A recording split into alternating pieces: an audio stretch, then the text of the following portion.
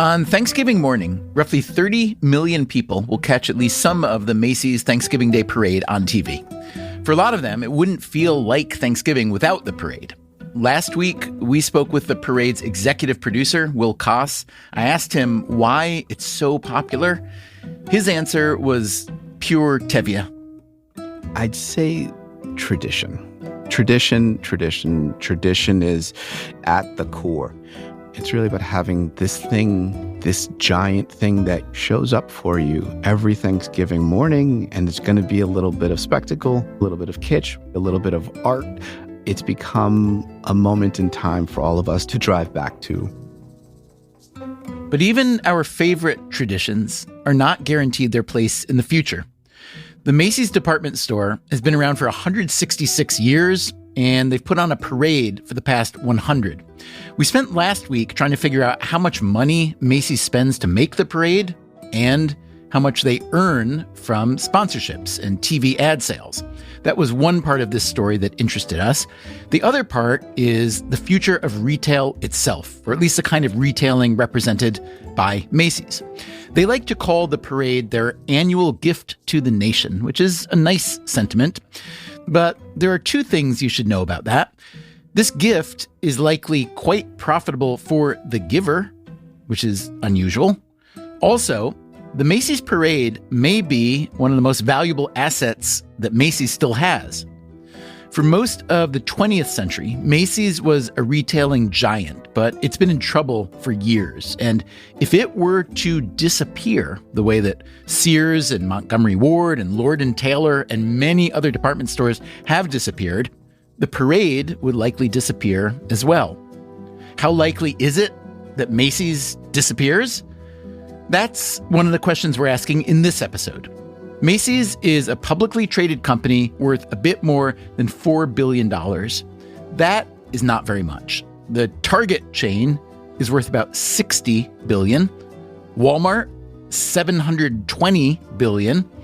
Macy's real estate is thought to be worth roughly double its $4 billion stock market value.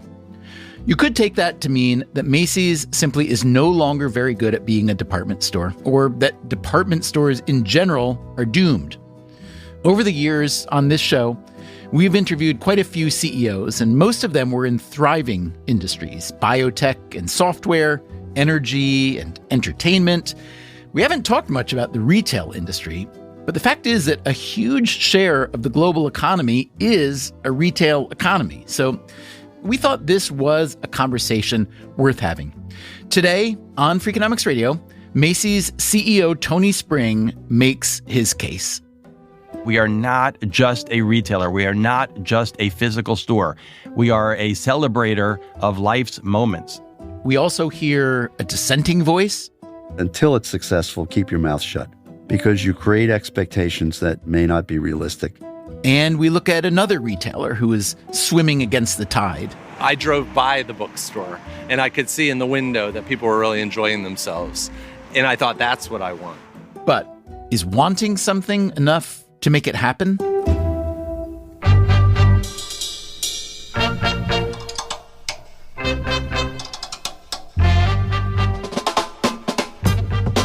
This is Freakonomics Radio, the podcast that explores the hidden side of everything, with your host, Stephen Dubner.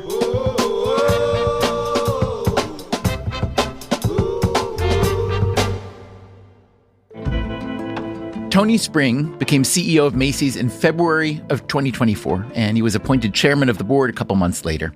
He is proud of his parade, but he recognizes that a parade isn't enough. I want to be perceived as giving this gift to the city and to the nation. I also want to do a lot of business. I'll give you an adage that one of my former colleagues at Bloomingdale said to me. We want to win an Oscar. We also want to win at the box office. So you grew up just north of New York City in Westchester County. I did. How much did you know about or go to Macy's as a kid? I certainly went to Macy's Herald Square, and it felt like an adventure. Everything was overwhelming, the oversized ceilings, the environments, the storytelling. I love this. Those old wooden escalators. And they are still there, functioning to this day. But I actually fell in love with retail working in hospitality. I worked in a Burger King restaurant when I was in high school. I remember starting that job and feeling like working with the customer was the most exciting thing, hearing the cash register ring, being able to serve consumers. But that first week on the job, all I was doing was cleaning the parking lot. After about a week, the manager pulled me aside. He said, "Do you know why you were working in the parking lot for a week?" I said, "I have no idea." He said, "Because that's the first impression that people have. And if the parking lot is dirty, they think the restaurant is dirty. They don't think the food is fresh." And that first impression mentality stuck with me all throughout my retail career. Spring went to Cornell University and studied in its world-famous hospitality school. There, he met a recruiter from Bloomingdale's, a beloved old luxury retailer in New York City. They were looking to place Cornell graduates in their executive training program. Maybe you remember the Seinfeld episode where Jerry's parents want him to quit comedy and join the Bloomingdale's executive training program. Jerry wasn't interested, but Tony Spring was, and he loved it. This was in 1987.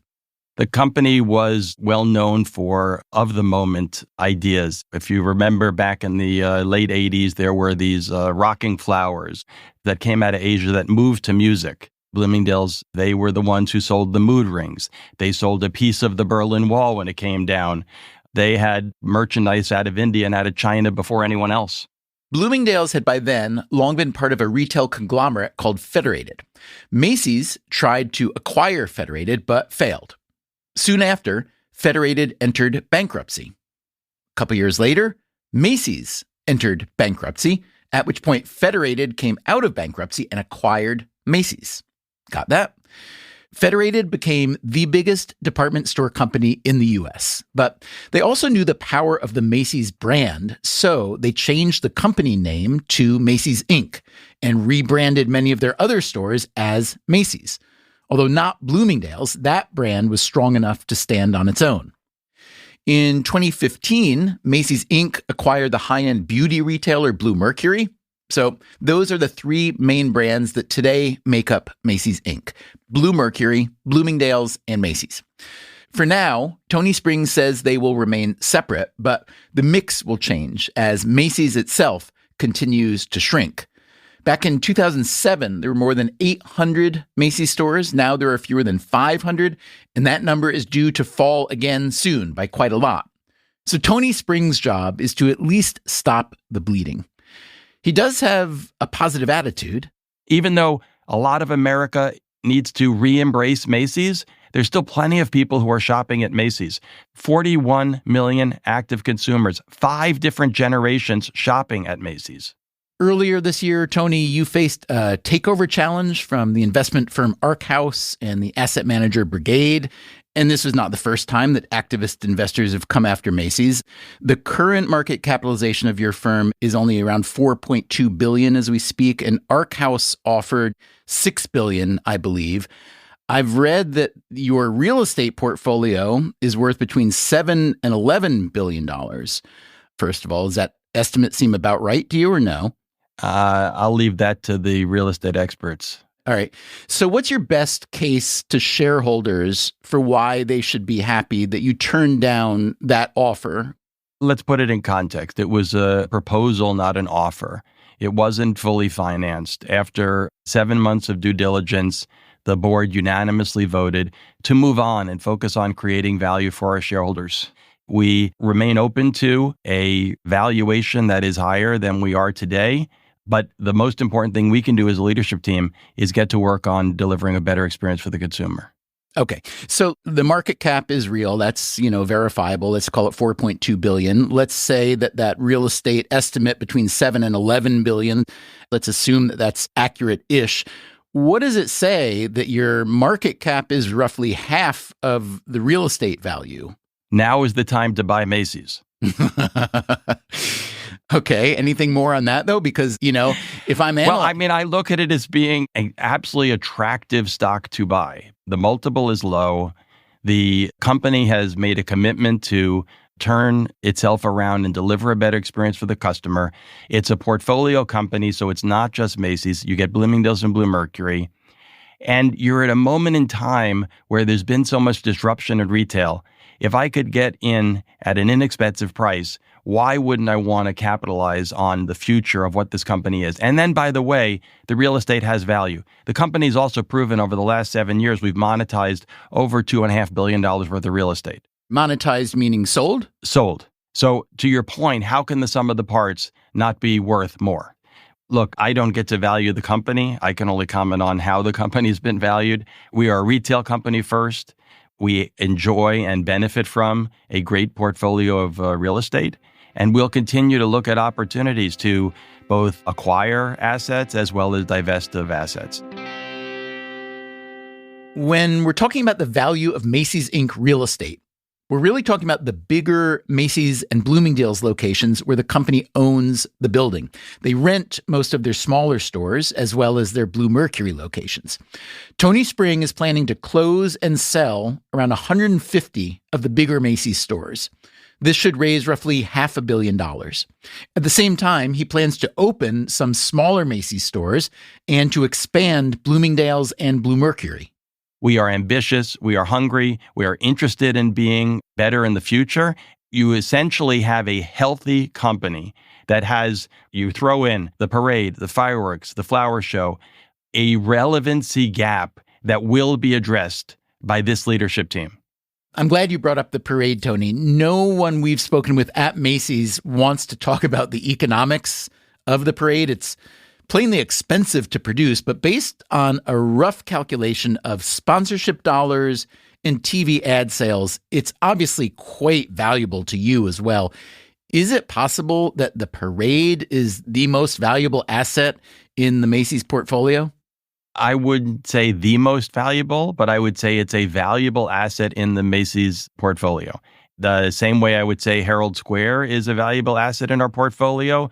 This is the advantage I think we have. We are not just a retailer. We are not just a physical store.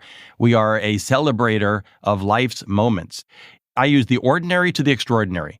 The ordinary of I just need to run in and get a pair of socks. I just need to get a new pair of jeans.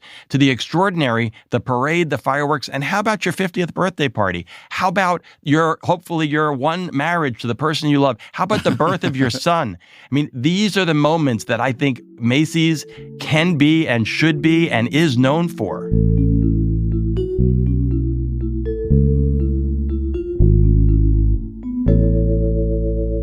And here's someone who's not quite as confident about the future of Macy's. Macy's has a hell of a challenge over the next few years to remain upright, let alone become successful as they once were. That is Mark Cohen. Markcohen.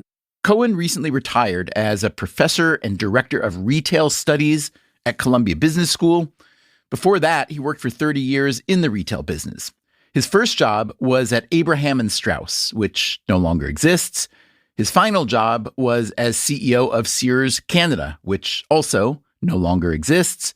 I asked Cohen why the Columbia Business School even teaches retail studies. It's not the sexiest industry. It is arguably the largest. Retailing is 70 to 80% of the world's economy. There's been an enormous resurgence in interest in retailing, largely on the side of entrepreneurship. I would also point out that some of the world's largest individual fortunes have been made coming out of retail. Obviously, the Walton family. Then there's the ubiquitous Jeff Bezos experience at Amazon. Zara is a big one, Inditex, right? You bet. LVMH, a different kind of retail, I guess, but still retail. That's right. So some retailers are obviously thriving, and I've seen data suggesting that the e-commerce apocalypse just hasn't happened, that good brick and mortar has a future. But let's take a case study of failure. Let's talk about Sears. They were massive, and now they're pretty much dead. You were a senior executive at Sears before its demise. I assume it wasn't your fault, but... No, it wasn't my fault. The underlying issue in retailing is the customer has never disappeared. The customer has never gone away. The customer worldwide is hard-coded to want to shop for things, the only self-limiting issues being their economic capability and their proximity to a marketplace. At the turn of the 20th century, customers in the United States were able to shop by coming downtown to shop in an emerging department store emporium. They also began to be able to shop in the early 20th century through catalogs like Sears Roebuck's. If you couldn't find it in a Sears catalog, you didn't need it. You could buy everything from apparel to a you-build-it house. And they built out the facility with which to fulfill customer demand, literally throughout the United States. In the aftermath of World War II, millions of servicemen began to return from overseas and were eager on catching up on their lives and forming households. They began to migrate from urban centers and rural communities into newly formed suburbs. Dwight Eisenhower, the U.S. president in the 50s, has a lot to do with the emergence of mid-20th century retail when he caused the interstate highway system to be built, having come out of World War II and witnessing the efficacy of the German Autobahn. His rationale was we have to have a way to move men and material north-south, east and west efficiently as opposed to across two-lane blacktop, which is what connected the United States at that time. Of course, we were never invaded. There was no reason for the interstate highway system to be an adjunct of the Defense Department. What it did was it spawned an enormous amount of migration into newly formed suburbs, which were being built in close proximity to these interstate highways. So there was this emergence of suburban-based mall retailing, which hollowed out traditional downtown-based retailing in hundreds of U.S. cities. Sears was one of those department stores that migrated to the suburban malls. And they became the largest retailer in the world through the 1960s. So what happened to Sears? Success in many cases brings complacency, hubris. Success seeds failure in many enterprises as they become larger and larger and become convinced that they are the last word. It was a very insular, inwardly facing business. In fact, when the two founders of Home Depot came to visit Sears Roebuck some years ago looking to get some financial support to launch their business, they basically got laughed out of the meeting by senior executives at Sears who looked at them as upstarts who had nothing to offer. Okay, that's Mark Cohen on the rise and fall of Sears. How about Macy's at its peak? Macy's was a brilliantly constructed general merchandise emporium servicing customers from low middle income all the way up into near luxury. They were very good-looking stores that were very powerfully merchandised, topical and current, and they did it very consistently. When you say it was powerfully merchandised, I've read you write before about what makes a good store good and a bad store bad. What are some things that Macy's did when they were very good? One of the most important things they did was they created a overlarge business consisting of housewares products by creating on the lower level of their Herald Square store something they called the cellar. Good use of underground real estate, too. Yes, so they took a whole variety of categories that were not up until that point viewed as particularly sexy or fashionable. They gave them a home, amped up their presentation, and built a business that customers would previously have seen as a place to buy utility products. You know, we need another frying pan, to a place to buy an entire suite of cookware. And they did it brilliantly. It was putting the puzzle pieces together in a way that hadn't been done before. Which decades were the strongest decades for Macy's? Probably the 60s and 70s. How profitable was Macy's in its heyday? It was very profitable. I don't have a specific number to say, but they were viewed as good as it gets. How fashionable were the clothes at Macy's during its heyday?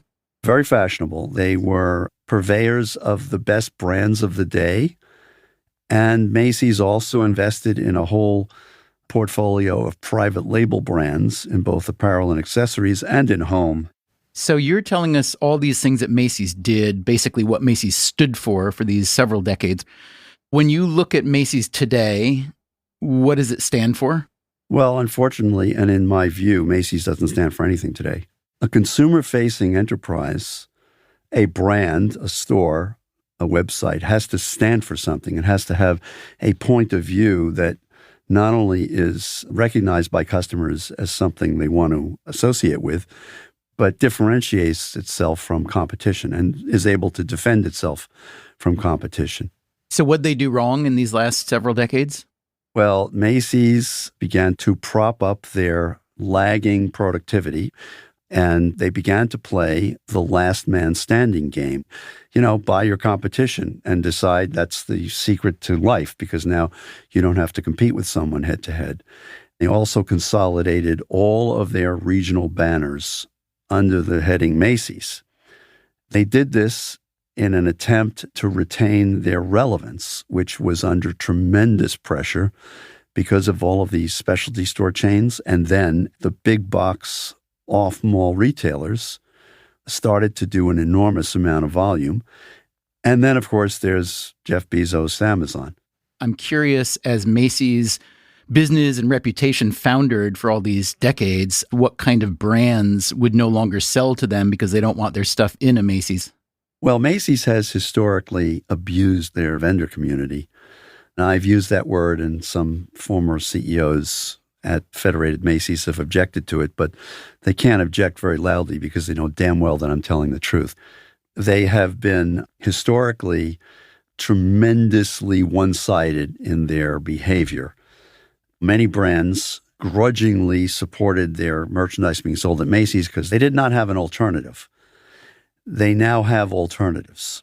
What specifically did Macy's do to their vendors that you're calling abusive? Paying late, not marketing well? What was it? They would be pounded for best price up front, and then there would be demands made for advertising and presentation allowances, demands made for gross margin guarantees, markdown protection, exclusives. In other words, if you sell us, you can't sell anybody else. Macy's played the we want it all our way game for many, many years. And many brands basically took a deep breath and did business with them because that was the only game in town for their merchandise. So if we were talking 10 years from now, do you think Macy's still exists? It's problematic. They have survived several attempts by activists to move into the stock to monetize their assets, which is principally their real estate.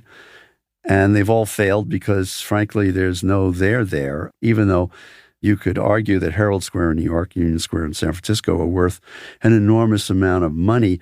Is there a buyer who's going to pay billions of dollars to put an office tower on top of Herald Square? Answer is no. So, Mark, I am not a business analyst of any sort, but when I look at Macy's, I see a company whose market cap is a bit over $4 billion with a real estate portfolio estimated at roughly double that. And when I look at their other assets, their Thanksgiving Day parade is massive, not only as marketing for the brand itself, but as a profit center. They're selling sponsorships for the balloons and floats and who knows what else. And they're getting a share of the ad sales for one of the biggest TV events of the year. So am I crazy, Mark, for thinking that the Macy's parade is maybe the single most valuable asset that Macy's still has? Well, you're not crazy, but you have to reflect on the fact that for anything to have value, there has to be someone who holds the value and someone who has an interest in possessing the value. Would the Super Bowl ad madness have any firmament if there was no Super Bowl supporting that 3-hour window? So the parade has been forever attached to Macy's as a name, and over the years it became a commercial issue unto itself. They don't tell you how much it costs to put on the parade, and they won't tell you how much they receive in return. They will never reveal it unless it was required by law. It is likely to be a substantial profit generator. Nothing gets presented during the parade that doesn't have a price tag attached. But of course, it doesn't translate these days into footsteps doing business inside the store. After the break, Tony Spring thinks he knows how to get the footsteps inside the store. I'm Stephen Dubner. This is Freakonomics Radio. We'll be right back.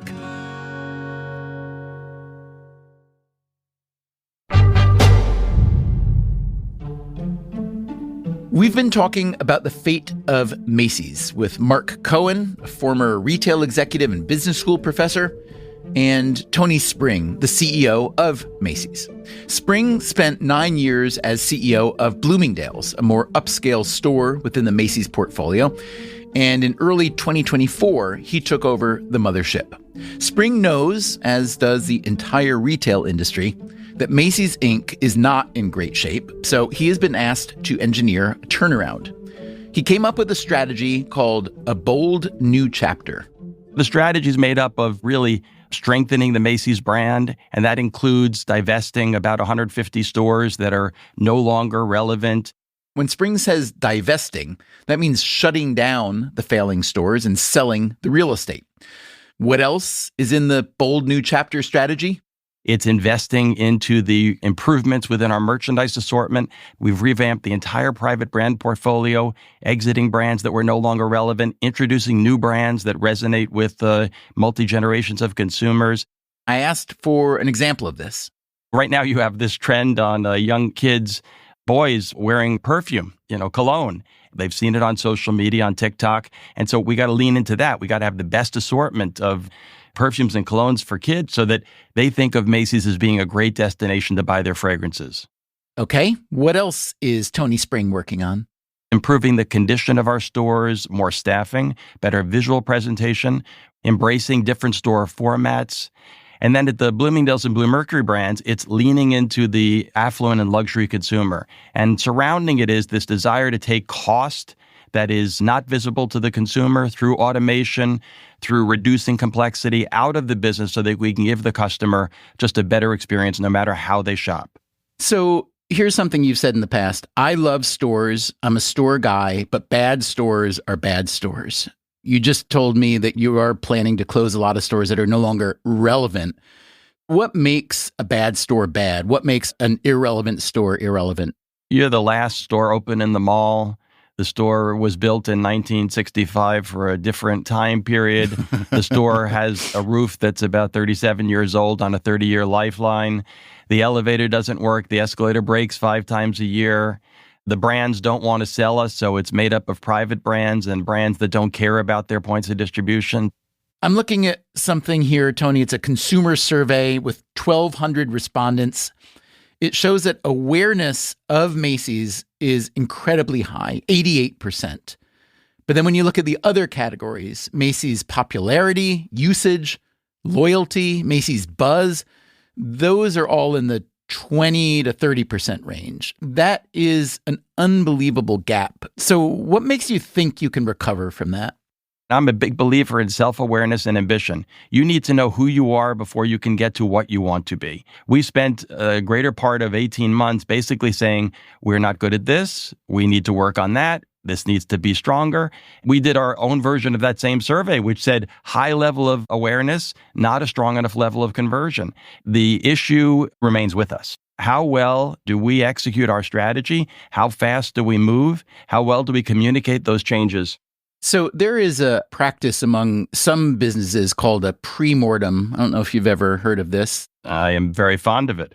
So, you imagine that things have failed, and then before it has a chance to fail, you sit and think, well, why would it have failed? And let's fix that now. So if you were to pre-mortem Macy's Inc. right now, what do you think are the biggest existential threats to its continued longevity? Is it online shopping? Is it discount retailers? Is it maybe people just deciding to buy less stuff, et cetera, et cetera?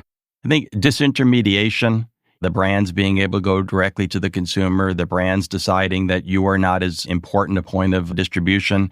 And this comes down to being, a people business. The people that are attentive, return your phone calls, texts or emails, pay you on time, treat your brand with respect. Those are the people that are going to continue to sell you or want to sell you in the future. Name a brand partner or two that's pulled out of Macy's over the last 5 or 10 years. Nike would be one. They took an 18-month break and then decided that they needed more points of distribution, and we've built a nice business back together again. Name a couple brands that you'd like to have that you don't have yet. We'd love to have Tory Burch at Macy's. We have a nice business at Bloomingdale's. We would love to have On Running, which is a great sneaker brand that we have at Bloomingdale's that we don't have at Macy's. So what is that kind of conversation like with a brand like, let's say, Tory Burch, of trying to convert them or include them in Macy's since they're already in Bloomingdale's? Yeah, you have to talk about, again, the benefit of a multi-brand retail environment where you're talking to 41 million active customers at Macy's versus 4 million active customers at Bloomingdale's. Based on the scale of Macy's, you have more affluent customers shopping at Macy's than shop at Bloomingdale's. You have a more diverse customer shopping at Macy's. Bloomingdale's is a great business. I love that brand, having grown up there, but that's a slice of America. Macy's is America. And if you really want to understand how fashion works across the country, you need a partner like Macy's that can help give you that feedback. Describe for me what a good Macy's store looks like in the near future. What specifically is changing and improving? You hopefully will go to Macy's and find a wide variety of assortment, but not the endless aisle you've been hearing about. I don't want to wander down some place that never ends. I want to go to the best aisle where I have actual variety, not redundancy. So you're going to show me a handful of items in a category because I want to buy a polo shirt, and you're going to give me good, better, best. You're going to be in stock in my size. I'm going to be greeted by somebody who's pleasant. I'm going to be rung up efficiently and effectively. I also might go and meet my boyfriends, girlfriends, whoever it is, and meander through the store and actually discover some things that I haven't heard of or seen before. I might stop into the cafe or to the restaurant or Starbucks and grab a latte, and I'll remember the experience as being Macy's is there for me when I need them. We spoke with one retail analyst who, by the way, is a fan of yours. He thinks the turnaround is really promising. He said that your parade, quote, generates magic, but that's not always the experience of shopping at Macy's. He said, you guys run this fantastic parade, but you can't put any magic into your shop floor. I'm curious to hear your response to that. And I'm also curious to know whether you think about integrating the parade designers into your customer experience team somehow. Yeah, I think challenge given, challenge taken. How do I recreate a once-a-year phenomenon that has, let's just say, a few dollars thrown at it to make it extremely magical? I think it should inspire us to step up and to deliver something far better. But I think we also can't hold the mirror on the parade to the store experience and say, that's what every day is going to be. Given that you want to grow your luxury business and given your Bloomingdale's background, I'm curious if you're thinking about trying to use the parade to move things in that direction. Should we look for a Tory Burch float, for instance, or anything in that direction? If Tory Burch had something to say in the parade, I'd love for them to be in the parade. You will see more integration in the future of the things that we do in the parade to the things that we do in the store. Think about it this way. Black Friday is the kickoff to the final parts of the holiday season, and we own America in conveying that message. Thanksgiving is a family celebration that begins not on the day of Thanksgiving, begins several weeks before. Do you have enough chairs? Do you have enough plates? How do I keep people active? Do I have games for them to play? So we have this opportunity to be a part of America's Day in a very meaningful way before, and the kickoff to America's celebration of the gifting time of the year with 28.5 or 29 million people watching.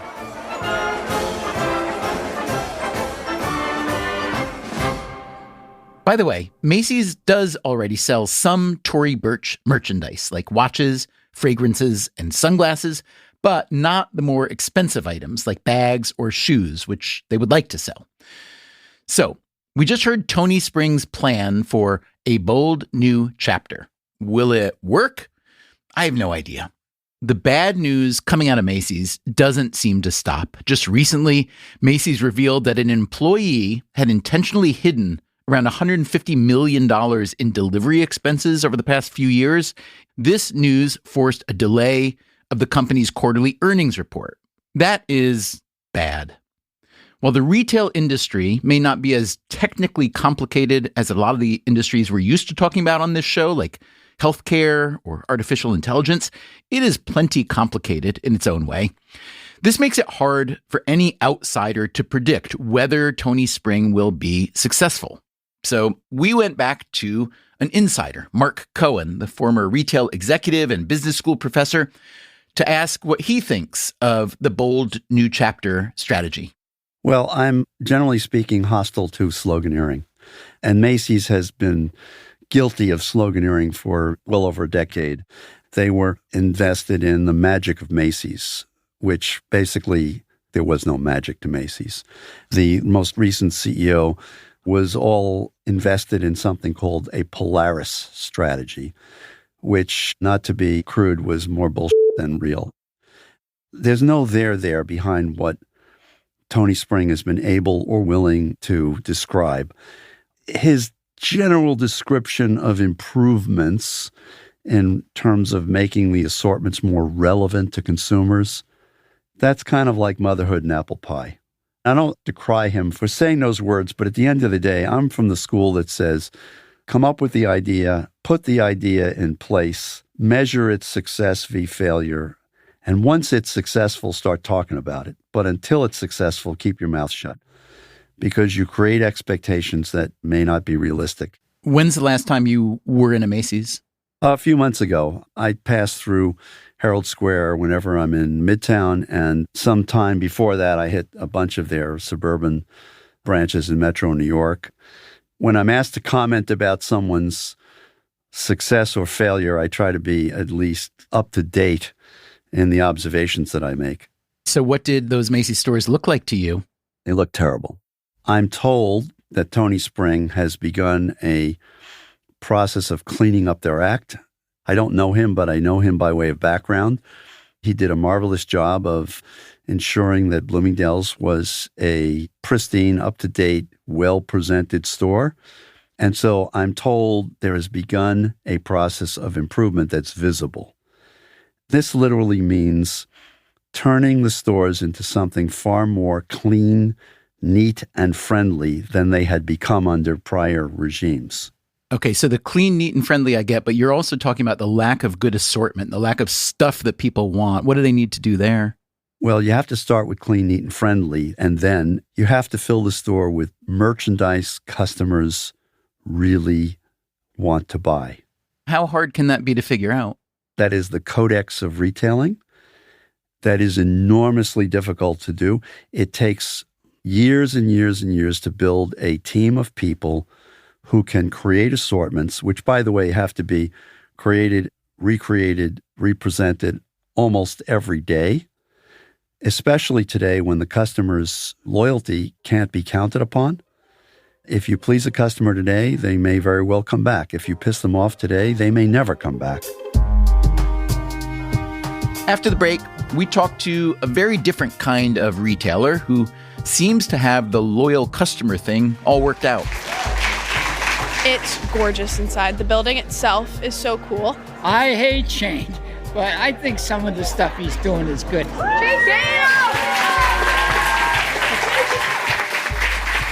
I'm Stephen Dubner. This is Freakonomics Radio. We'll be right back.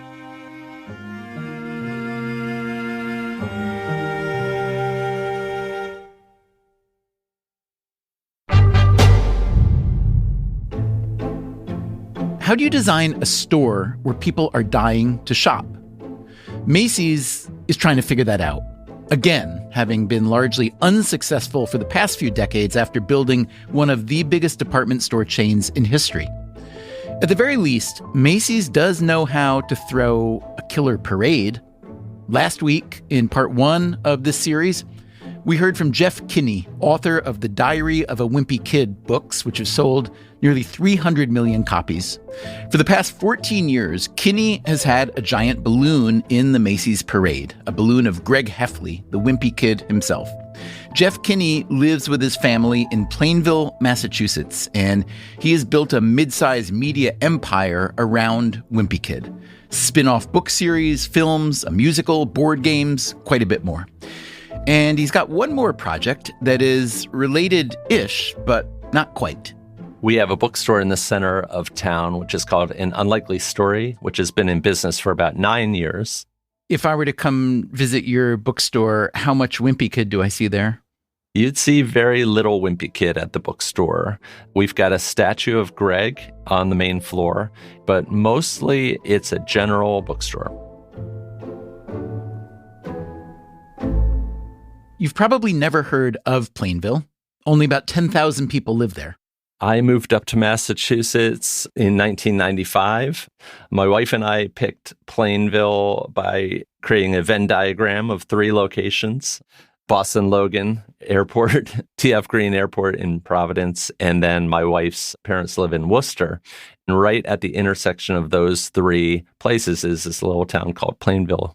Plainville is about an hour's drive to Boston, half an hour to Providence, Rhode Island, and 15 minutes to Foxborough, Mass., where the New England Patriots of the NFL play their home games.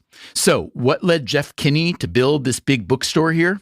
We started creating it about 12 years ago on the site of an old market called Falk's Market, which had been built in, I think, 1853, before Lincoln became president. It was a beloved market that everyone had at the center of their lives for decades and decades. It had been abandoned for about 17 years. So once Wimpy Kid took off, we bought the building, took it down, and created a bookstore. Why did you want to do that? You already had a very going concern with your property that had all these other tentacles. Why did you want to commit to a big physical property like a bookstore? You were probably doing this at the time when independent bookstores were closing at the rate of, I don't know, 1 a week or something. So what gave you this impulse? A lot of people were really embarrassed by the derelict building in the middle of our town. We just wanted to build a building that the town could feel proud of. So my goal was just to create a nice building and put the word Plainville on the side. We didn't give any thought to what was going to be inside. At a certain point, I was really legitimately thinking about just making it a basketball court inside because I figured we could save a lot of money if it was just hollow. It's been described to me from other people who are not you that your bookstore is an absurdly successful stop on the book tour circuit, that every author worth anything wants to come to your bookstore and do an event, and does, in fact. How did that happen? Well, that's music to my ears. First of all, we created a really architecturally special place. As a touring author, I've seen hundreds of bookstores all over the world. So we really tried to capture the essence of what makes a bookstore feel homey and special and magical. We used lots of old materials to make it feel like it was really lived in. It doesn't hurt that we're on the route between Providence and Boston. If we're in the middle of Iowa or something like that, it would be a lot harder for authors to reach us. Is the bookstore profitable? The bookstore is not profitable. We lose quite a bit of money each year in the 6 figures. There are lots of different reasons for that. We do try to pay fairly, but we also, we give a lot of our employees health care, things like that. So you move to this town, you're raising your kids there, you've got your Wimpy Kid property growing and developing, and it sounds like a very happy, productive place for you to live. Then you decide to open a bookstore, which I don't know if you have a financial advisor. I'm guessing they would have advised you against that. Yes, I think so. But you did it. Yes. And you still have it, even though, as you said, you're losing quite a bit of money. And then you decide, rather than pulling back, what sounds to me like you're instead doubling down, if not more. So describe that. Yes, we are redeveloping the whole downtown center, which is about 4 city blocks. This is an ambitious plan, maybe a foolish plan, but also really an exciting plan. Downtown Plainville has been depressed for years. Tell me a little bit about the history of the town. Like a lot of the Northeast and New England, I'm guessing there was a kind of industrial or manufacturing or commercial heyday that is long in the rearview mirror. All these towns and small cities are trying to either hang on or reinvent themselves. Where does Plainville fall in that? Plainville was built around a jewelry industry. One of the companies was called Whiting and Davis. It employed thousands of people. And what they're most known for was creating the chainmail dress that Tina Turner wore in Mad Max Thunderdome. But yeah, now the center of town is sort of hollowed out. And in fact, a factory building that stood there for at least 80 years, we're about to take it down in about 2 days and create something new.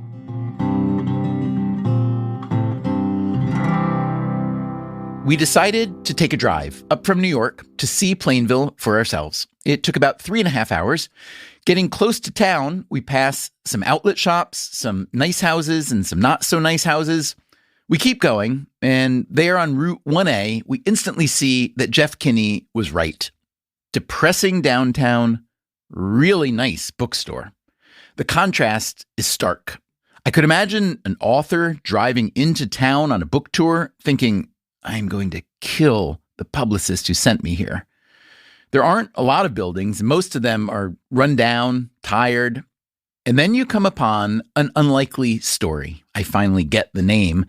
And it looks more like the ideal of a New England bookstore, like something that only Hollywood writers would dare imagine. The building is, like Kinney said, architecturally special. It's 3 stories, built in a style he calls Federal Wharf, muscular and proud, like something you'd see in a wealthy port town like Boston or Portland. It's late Saturday morning when we arrive, and inside the store is already crowded. All ages, busy cash registers, a humming cafe. The walls are hung with old wooden signs from old Plainville, but the tech is modern. Nice lighting, helpful employees everywhere, even nice bathrooms. If it weren't for the books, you'd be surprised it's a bookstore. On the day we visited, Kinney was hosting a presentation called Plainville Center, Past and Present. He wanted to show his renovation plan to the community. Thank you so much for coming today. He was nervous beforehand. Kinney knows he is a very big fish in this small pond, and because he is an unusually considerate person, he's worried that his plan will upset some of the old-timers. I asked him if he had to buy out the other business operators in town and how complicated that was. We did buy out the other operators, but I wouldn't put it that way because it sounds like a little bit of a hostile action. We floated the balloon with each of these property holders and said, hey, tell us if you're ever ready to move on. And in fact, the owner-operators of the tool factory that was across the street, they were just ready to retire. So how many people here actually shopped at Falk's Market? Okay, great. As soon as people started walking in, I said, okay, everybody here knows much more about Plainville's history than I do. As it turned out, Kinney didn't need to worry. The presentation was well attended, and it went over well, too. Kinney showed some images of what a new Plainville Square would look like, and the town historian, Christine Moore, showed some images of the before times, the better times. The crowd was older, not surprisingly. There was very little dissent and a lot of reminiscing and trying to refresh the memory. Whose grandfather ran which hardware store and which factory closed down when? And you remember that milkshake you could only get at such and such drugstore?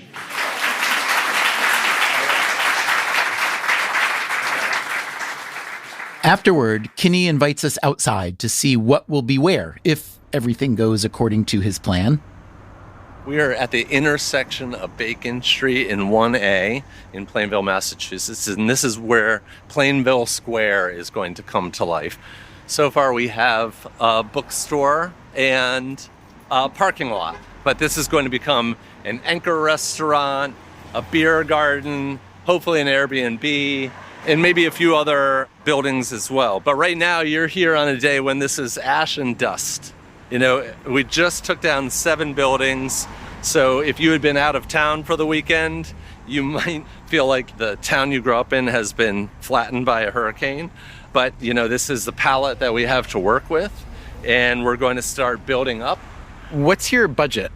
Our budget, we don't know yet, but I think that this is going to cost somewhere between $17 million and about $35 million. Yeah. Do you ever have conversations with friends and family about what you might have done instead with that money? No, I don't often do that. I think people respect what we do with our money. We're doing something a little bit unusual, investing in the town and infrastructure of the town. The thing that really gets me excited is the idea of changing this town, not for just our generation, but for generations to come. Motivation is that famous Greek proverb that a society doesn't become great until old men plant trees that they'll never enjoy the shade of. The only place in Plainville where you can see the future is back at Jeff Kinney's bookstore. A crowd is already starting to gather, By evening, there will be hundreds of people lined up around the block for a visiting author.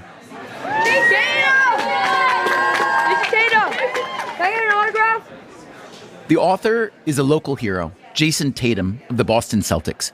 He is one of the best, richest, and most famous athletes in the world, fresh off a Celtics championship and an Olympic gold medal. He has come to the big bookstore in the little town of Plainville to talk about a children's book he just published. It's called Baby Dunks a Lot. For authors of this magnitude, Jeff Kinney himself runs the Q&A. All right, Jason, thank you so much for coming to An Unlikely Story. We're so honored to have you here. It's really cool. So let's everybody give it up one more time for Jason.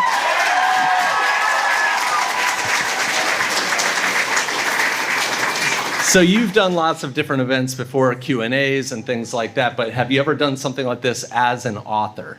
This is a first for me. I played basketball in front of thousands people, but I'm honestly a little nervous to be up here. Wait a second, you also play basketball? Did not know. All right, this is cool. We're off to a good start. But the Q&A was a big success. Tatum had pre-signed hundreds of books, so he didn't stick around long afterward, but the store stayed open late and the crowd kept shopping. We wanted to know what they thought of Jason Tatum, of the store, and of their other local hero, Jeff Kinney. We spoke with Benjamin McCucci. Jason Tatum is my basketball hero. I want to be in the NBA and be just like him. And, getting to see him and Jeff Kinney at the same time, and Jeff Kinney's my favorite author, is just amazing for me. We heard from Izzy Gaudette. We just did a loop through the bottom, and it's got so much, like from books to non-books. I'm definitely going to have to come back.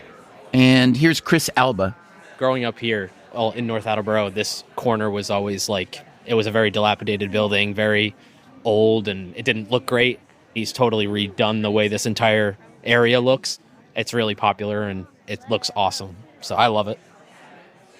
I think that there is a chance for so much improvement. Like if we lived in Beverly Hills, we would have no interest in doing this kind of a thing.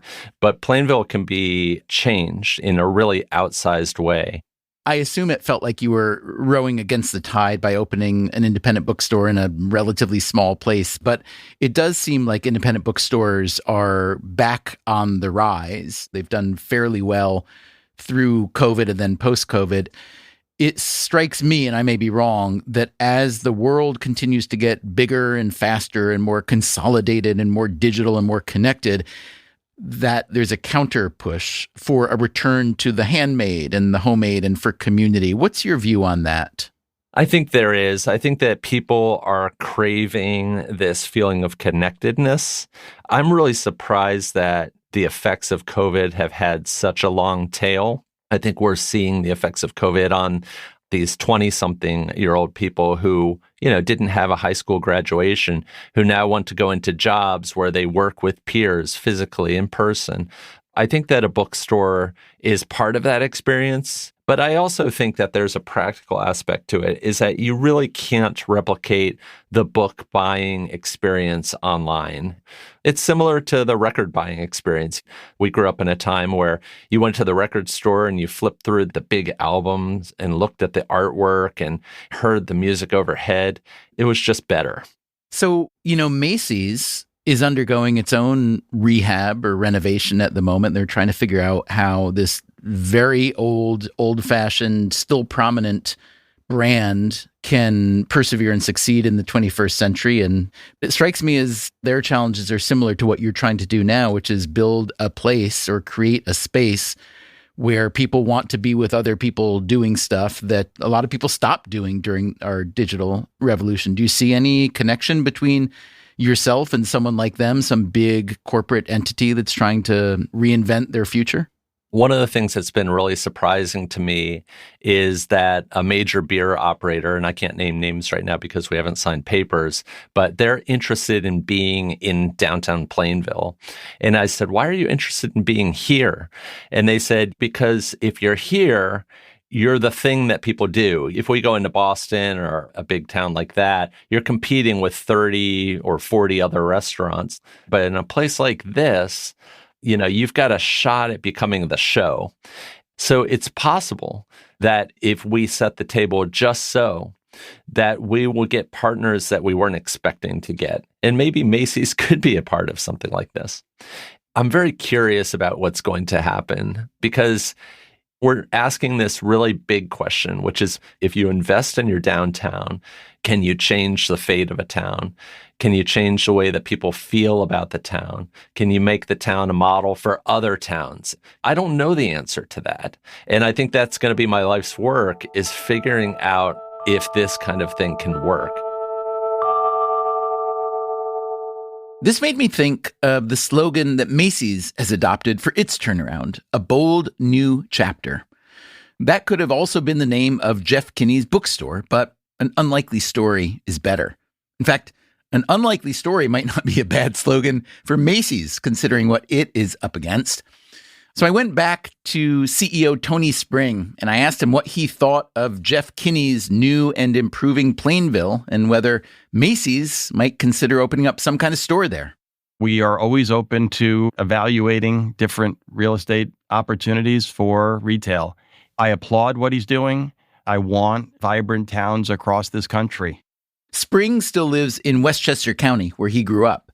Westchester has some of the nicest, leafiest suburbs in America, with small town main streets and high median incomes.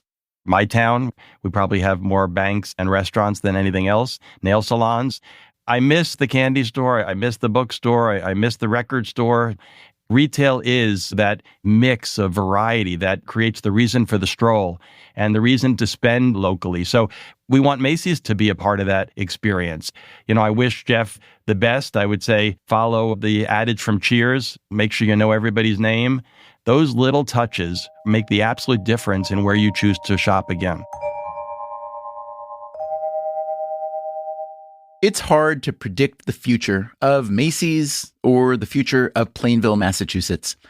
Tony Spring and Jeff Kinney are both investing a lot in their respective turnarounds, and it's natural to wish them well. On the other hand, people are fickle, markets are fickle, and generally speaking, you don't succeed in the future by trying to mimic the past. But for now, those concerns will have to wait. It is Thanksgiving Eve. Spring and Kinney both have a parade to get to.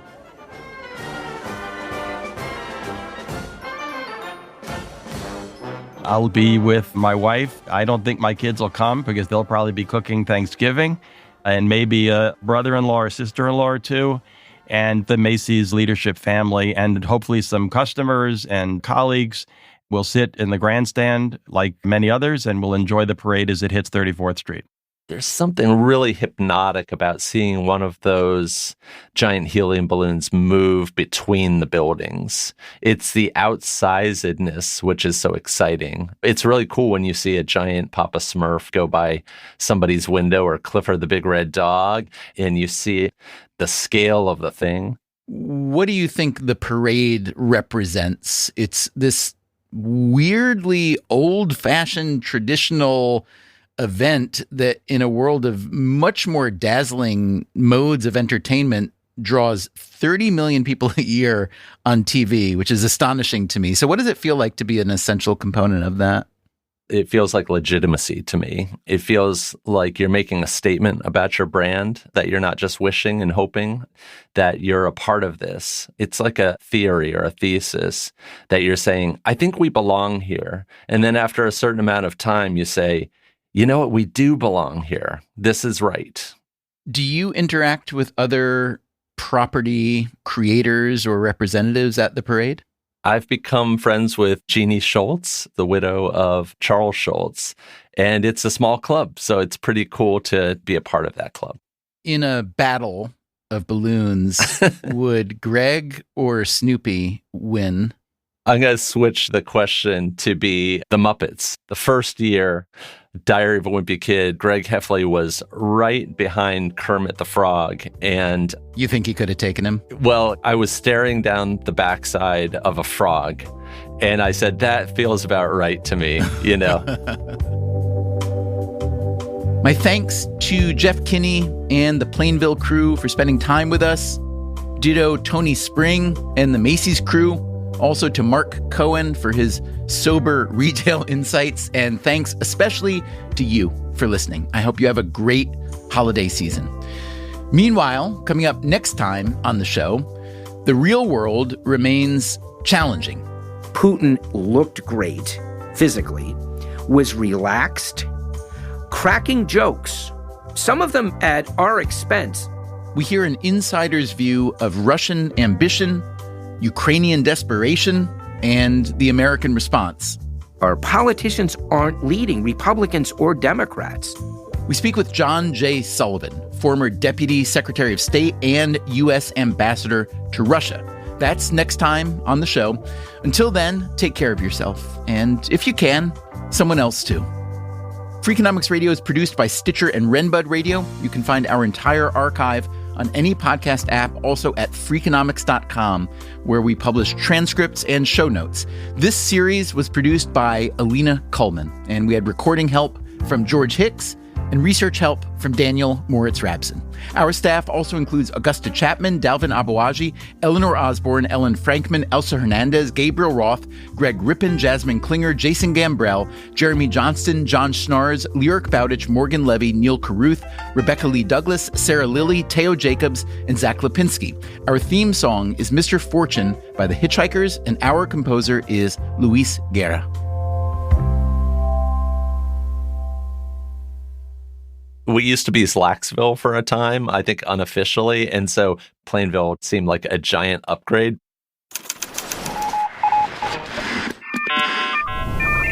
The Freakonomics Radio Network, the hidden side of everything. Stitcher.